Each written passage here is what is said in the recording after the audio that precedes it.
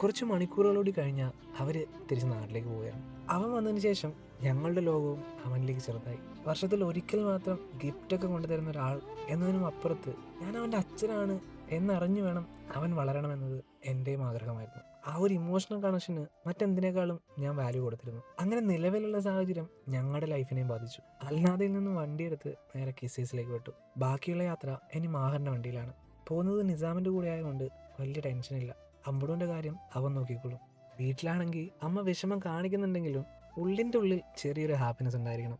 അത് അമ്പുട് നാട്ടിലേക്ക് വരുന്നതുകൊണ്ടാണ്. അവൻ ദുബായിലായിരുന്നപ്പോൾ അമ്മയും അവനെ ഒത്തിരി മിസ് ചെയ്തിട്ടുണ്ടാവണം. എന്തായാലും കുറച്ച് നാൾ ഇനി അവനും നാട്ടിൽ വളരട്ടെ. മഴയൊക്കെ നനഞ്ഞ് മണ്ണിലൊക്കെ കളിച്ച്. പറയാൻ അറിയില്ലെങ്കിലും എന്നെ പോലെ തന്നെ അവനും നാട് തന്നെ ആയിരിക്കണം കൂടുതൽ ഇഷ്ടം. അങ്ങനെ ഫാമിലി ആയിട്ടുള്ള ദുബായ് സ്റ്റോറിക്ക് ഇവിടെ കർട്ടൻ വീണിരിക്കുകയാണ്. പക്ഷേ ഈ സ്റ്റോറിക്ക് ഒരു ടെയിലെൻഡ് കൂടിയുണ്ട്. ആ വിശേഷങ്ങളൊക്കെ അടുത്തൊരു വ്ളോഗിൽ കാണാം. ബൈ.